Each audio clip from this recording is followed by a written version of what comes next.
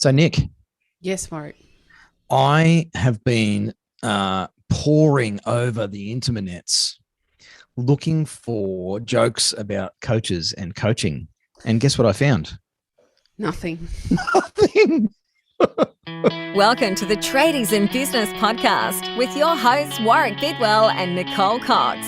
Divert your phone and grab a brew as Waz and Nick unpack tips, tales, secrets and stuff-ups from guests both inside and outside your trade, helping educate and inspire you to break the cycle of gut-busting and money stress and create a true trade business.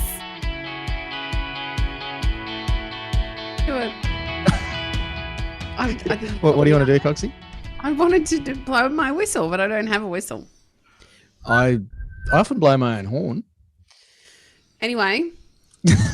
There was literally no jokes about coaches that were funny. All I got was American football stuff. And they're listeners, very serious. Yeah, they're like long and convoluted. And then I got to the end of most of them and went, I don't get it. The one you told me was shocking. Oh, that was awful. And there were some that were quite inappropriate in a very inappropriate way. So, listeners, we are talking about coaches and coaching and football and basketball and rowing and fencing, but not the one with the posts, the one with the little whippy sword things. What else can we talk about, Coxie? Netball, tennis. Yes. Pickleball. See, when you say pickleball, I imagine smashing a McDonald's pickle around and trying to get it to stick to the wall. Love a pickle. Yeah. My wife too. I love a pickle. Pickle fiends. Pickles are good. Only as you eat them. But anyway, so listeners, where are we going with this? Well, I'm not really sure, so I'm hoping Coxie's going to rescue me today from this episode. Nick, coaches, it's a bit of an elephant in the room sometimes, I think. I agree with you. I know even myself, prior to employing a coach for our business, it's a bit sticky. It's a bit like... It's like a pickle. It is a bit like a pickle. People either love them or hate them. Some people just throw them away without any second thought. And others just can't get enough. There you go. Coaches are like pickles. I didn't ever really want to be compared to a pickle, but that's okay because I'm a mentor, so you can compare away. We're going to do a poll and get a poll done. Is Nicole a mentor or a coach?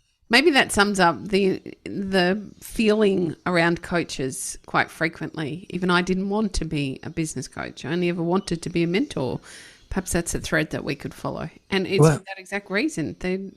They're thought of to be a bit wanky. They're thought of to be a bit, I don't know, unnecessary, a bit rah-rah, a bit over the top. And I think certainly in my head at the very least, all I had ever seen as a business coach was the American model that is a bit rah-rah. It's a bit over the top. It's a bit nuts. And so we've just filled people's heads with the idea of business coaches, that whole, ew, yucky pickle response. And yet, if I said Brisbane Broncos, Melbourne Storm, Sydney Swans, Adelaide Crows, the Fireballs, the Brisbane Roar, like sporting teams, right? And I ran out because I couldn't think of any more. I can only think of AFL and footy mostly. And then I thought, well, hang on, there's cricket teams too. But you think about a sporting team, even your local sporting team, and you think about a coach, and I bet that our listeners instantly think happy, smiley thoughts or positive thoughts or motivational thoughts when we put that image in your mind of a great sports coach, even individual sports, doesn't matter, swim coach, you name it. And it's like there's this gap as big as a universe between the idea of having a business coach and having a sporting coach.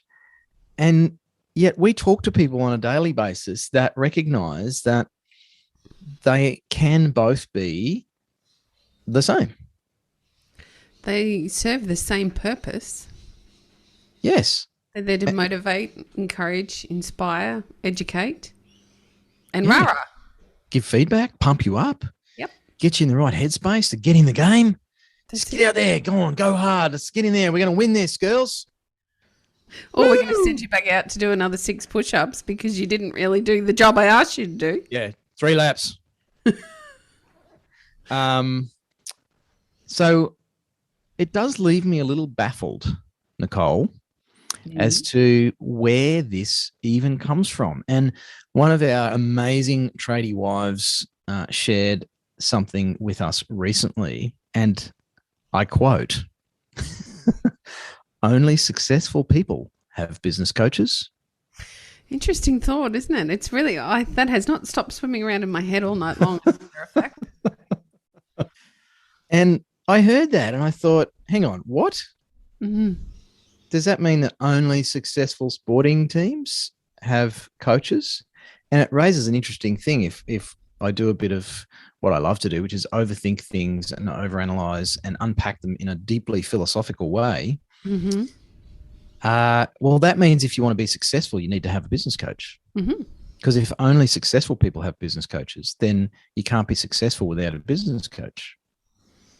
It's a bit Just of like a sporting team. chicken or an egg scenario, isn't it? Yeah.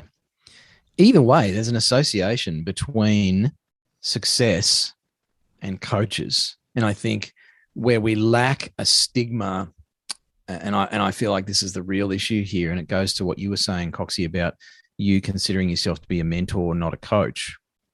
And I'll chat to you off air about the sad reality of that, that you are in fact a business coach. Evil laugh.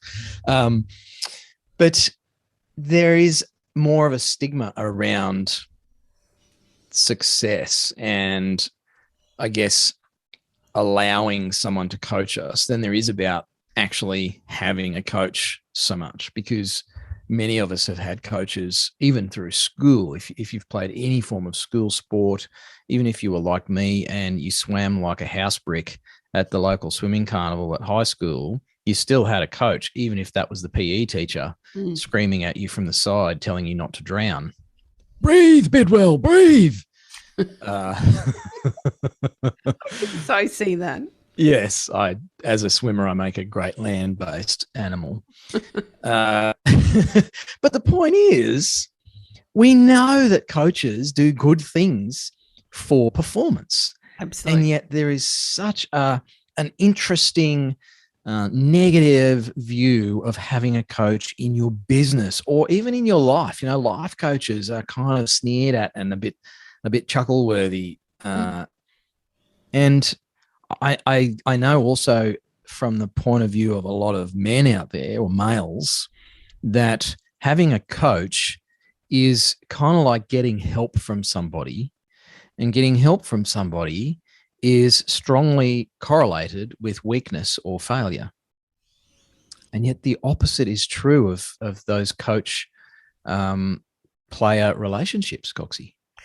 It's an interesting paradigm, and I struggled to understand where it's come from, other than my own resistance around it and thinking of the typically American model. And I call it that because that's all I ever saw reflected in the media. And when I say media, I mean on movies or even social media. What I would see was that really highly energetic, jump up and down, full-on business coach model that follows a set path too.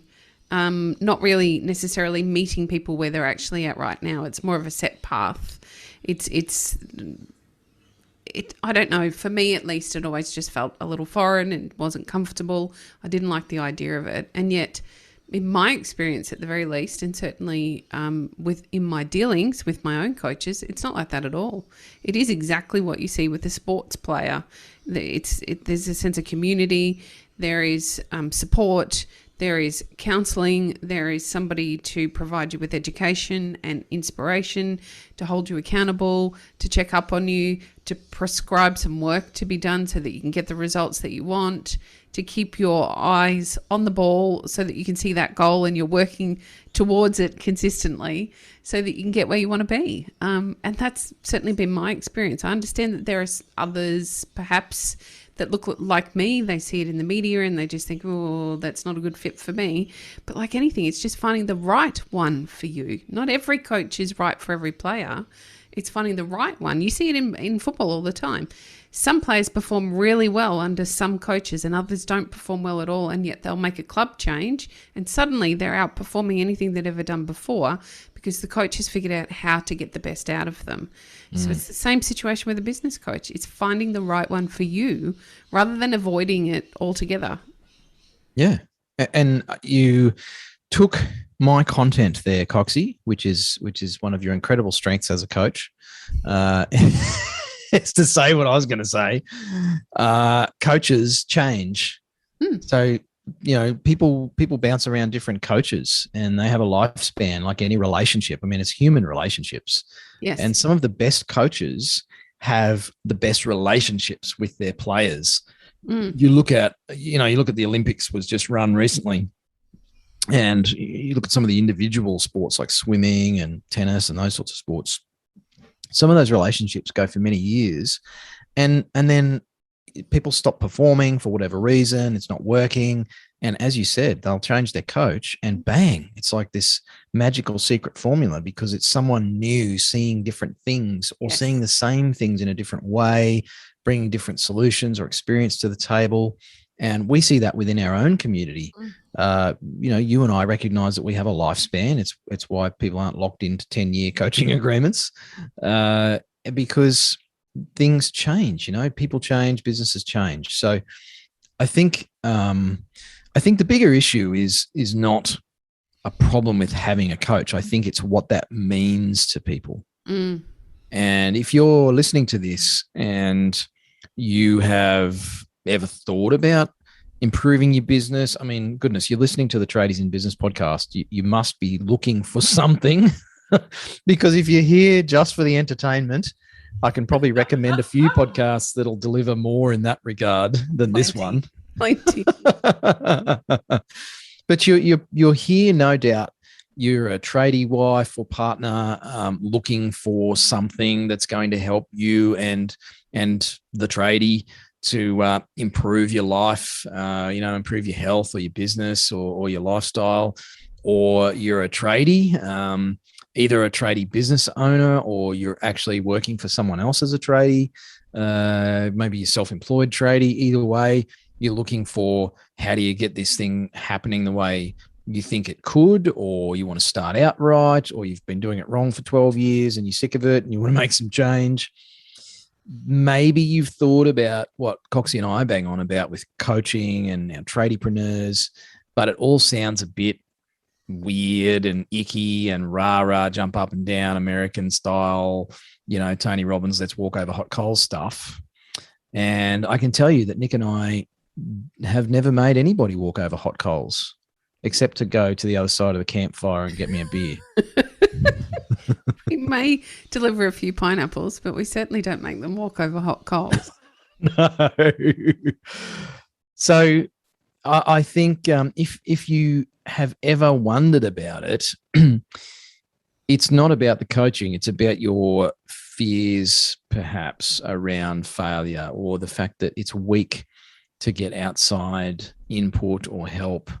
And I think everybody listening to this, Coxie, would agree with me, for a change, that the fundamental law of if you want to get better at your sport, you get a coach. If you want to get better results, you go get a coach. And that principle applies to business. It's just this idea that I don't know where it comes from, that to be truly successful in business, you need to do it on your own. You can't have a coach beside you because that somehow detracts from your success. And again, if we look at the sporting arena, people literally drag their coaches up next to them and cry and hug them and thank them with their entire life and credit them with their success on countless occasions. And often they're unsung people in the background, but people celebrate their coaches. And yet there's this weird idea that to be a successful business person, you must do it without a coach. As you're saying and delivering your beautiful monologue, which you do beautifully well, I'm sitting in here and thinking about our listener, because there's only ever one, and that's the person I'm thinking of as we deliver our podcast content, and realizing they're actually all being coached by listening to this podcast.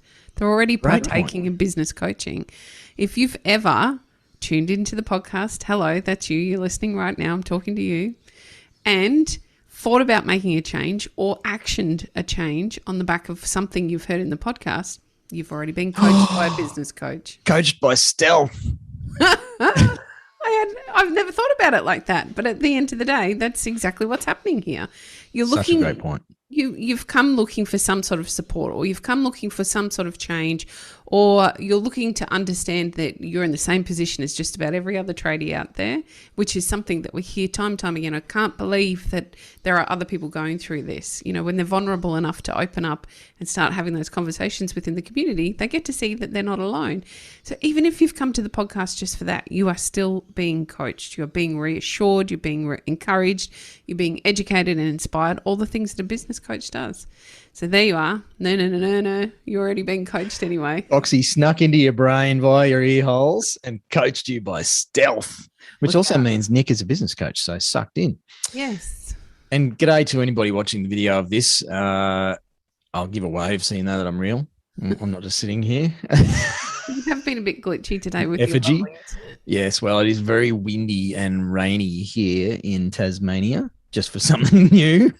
And it does play havoc with the internet signal. But anyway, coaching, I think only successful people have business coaches. That is literally going to stick in my brain for years, because out of that, and when I think about the person that shared that, I think the biggest issue there is that person doesn't actually see themselves as successful.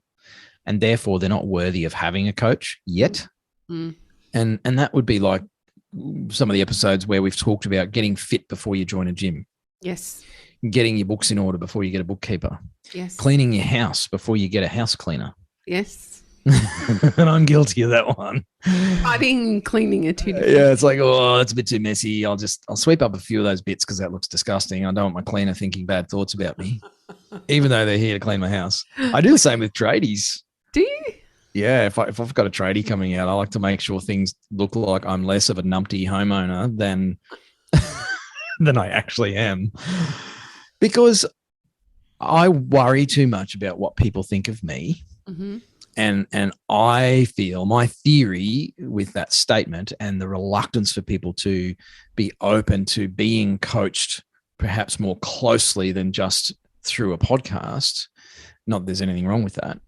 I think the issue is worrying less about what that other person will think of us, and believing that their feedback is because they truly want us to do better, not because they're judging us. And somehow, again, we've done a podcast episode of this recently. I think actually the previous episode to this, it might have been, or the one before that, about tearing others down to raise ourselves up. Coaches don't do that. Good coaches build their players, their students, their coachees up because they want them to be built up.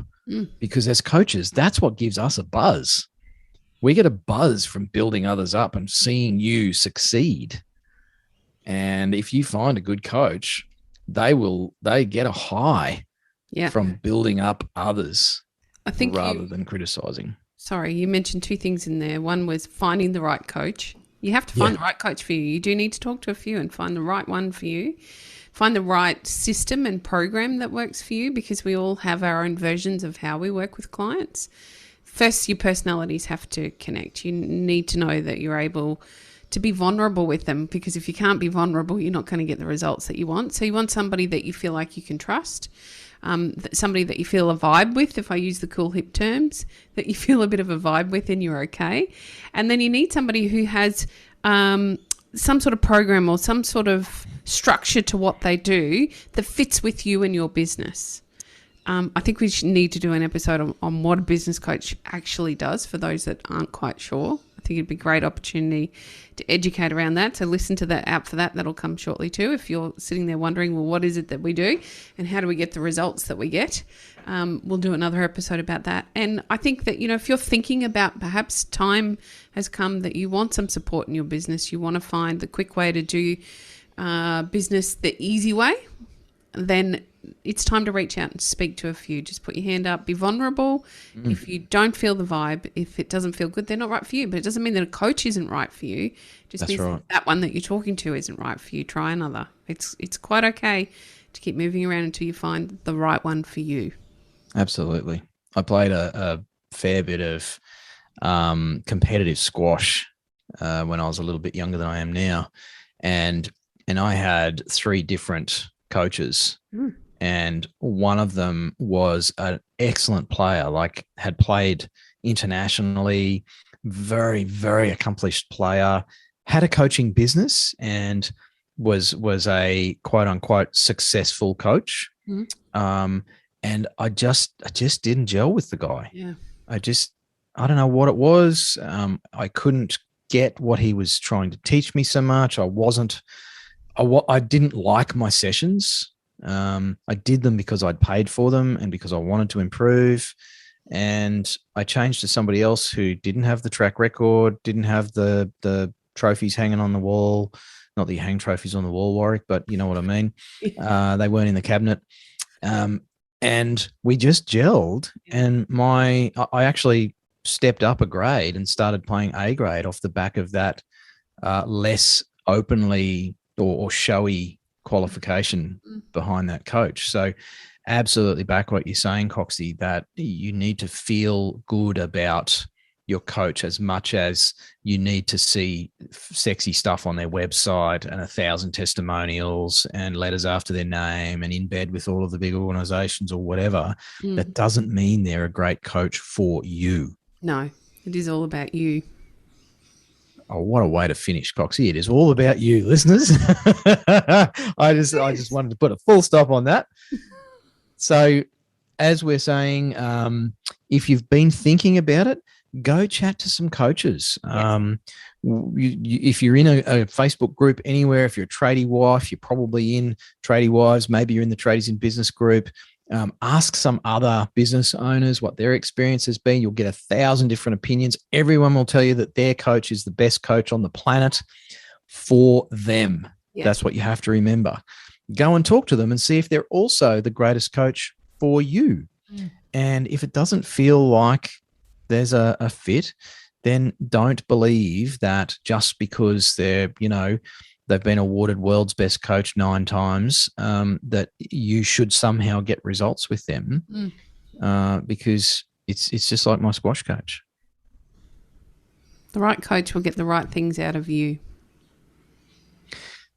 Here endeth the lesson. Have a great day, listeners. We'll come back at you with some more specifics about what great coaches actually do for business owners and how they get results.